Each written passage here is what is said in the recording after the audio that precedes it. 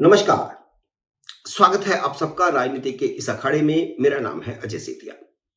मित्रों, केरल के मल्लापुरम में जो कुछ हुआ वह सब आपको खबरों के माध्यम से पता चल गया होगा। 27 अक्टूबर को वहां मुसलमानों ने एक बड़ी रैली की। इस रैली को हमास के संस्थापकों में से एक खालिद मशाल ने ऑनलाइन संबोधित किया। कहा जा रहा है कि वह एक रिकॉर्डेड वीडियो था 7 मिनट का, जिसे वहां पर चलाया गया। जो भी हो, लेकिन अपने भाषण में उन्होंने हिंदुओं, यहूदियों और ईसाइयों के खात्मे की बात कही थी। रैली में बुलडोजर, हिंदुओं को उखाड़ फेंकने के नारे भी लगे। उनके भाषण के तीसरे दिन यानी 27 तारीख की यह घटना है और 29 अक्टूबर को मल्लापुरम में ही वहां के ईसाई कन्वेंशन सेंटर में बड़ा ब्लास्ट हुआ, जिसमें कई ईसाई मारे गए। रैली में हिंदुओं और यहूदियों को मारने का आह्वान किया गया था। उस रैली का आयोजन सॉलिडेरिटी यूथ मूवमेंट ने किया था। यह मदनी परिवार की रहनुमाई वाली जमायते इस्लामी हिंद का यूथ विंग है। मुसलमान केरल का हो या देश के किसी भी हिस्से का हो या दुनिया के भी किसी हिस्से का हो, वह हमेशा फिलिस्तीन के साथ खड़ा होता है। फिलिस्तीन क्या, दुनिया भर के किसी भी देश में कहीं भी मुसलमानों के साथ खड़ा होता है, चाहे वह हिंसक वारदात हो या किसी और तरह की वारदात हो, वह उसके साथ खड़ा होता है। इसमें हर्ज नहीं है। हर्ज तब होता है जब आप आतंकी संगठन हमास के साथ खड़े होते हैं और उनके समर्थन में भारत में आतंकवाद फैलाते हैं और आतंकवाद फैलाने के नारे लगाते हैं। आतंकियों के समर्थन में रैलियां करके ला इल्लाह इल्लल्लाह के नारे लगाते हैं और इस मल्लापुरम की रैली में भी ये नारा लगा। इसका मतलब है कि मुसलमानों का अल्लाह ही पूजनीय है, अल्लाह के सिवा कोई और पूजनीय नहीं है। अब आप फिलिस्तीन के समर्थन में एक रैली कर रहे हैं तो उसमें इस नारे का क्या मतलब? इसका कोई मतलब ही नहीं है। इसका मतलब है कि आप हिंदुओं और ईसाइयों के खिलाफ बोल रहे हैं, जिनका फिलिस्तीन के अंदर कोई लेना देना नहीं, जिसका नतीजा हमने ईसाई कन्वेंशन सेंटर में बम धमाके के रूप में देख लिया। यह सिर्फ शुरुआत है। आने वाले दिनों में किसी बड़े मंदिर पर भी हमला हो सकता है। प्रधानमंत्री नरेंद्र मोदी के सामने एक बड़ी चुनौती है, आतंकवाद की चुनौती, जो नए सिरे से खड़ी हो रही है। और प्रधानमंत्री नरेंद्र मोदी ने इजराइल पर आतंकी हमले के विरोध में खड़े होकर एक बोल्ड स्टैंड लिया है। भारत के मुसलमान मोदी सरकार के इस स्टैंड को बदलवाना चाहते हैं और यह बात मल्लापुरम की रैली में खुलकर कही गई।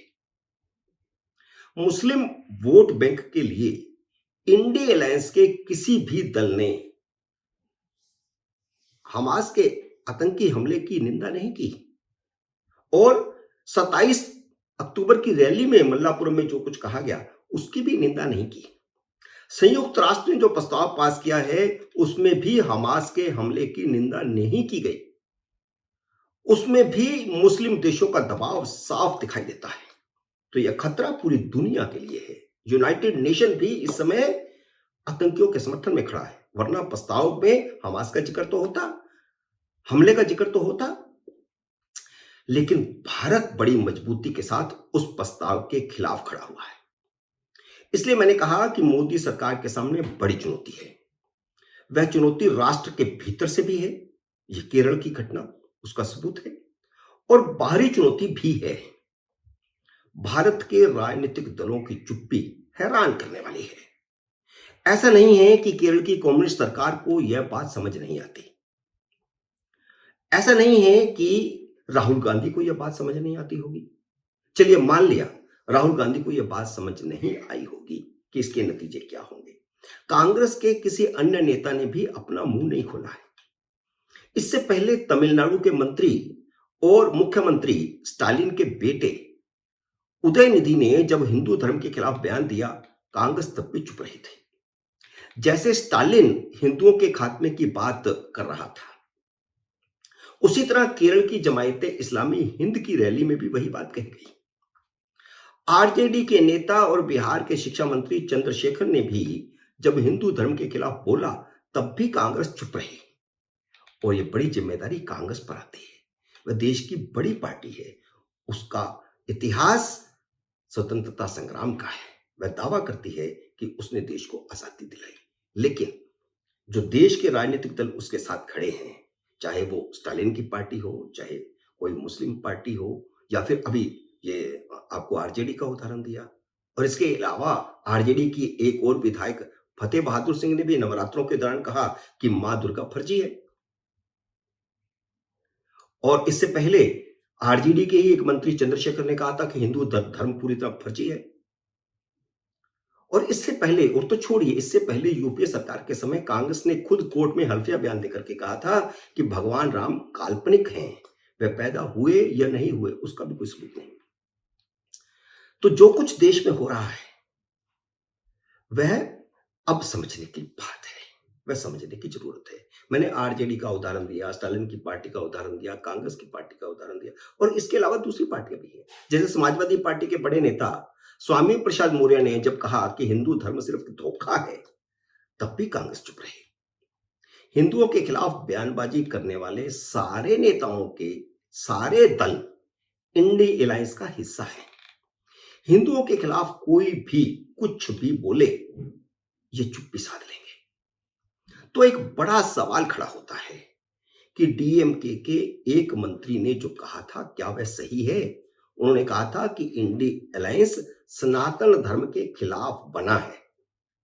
उसे बनाया ही, एक जो फोकस हुआ, जिस पर सबकी सहमति हुई, वह था सनातन के खिलाफ।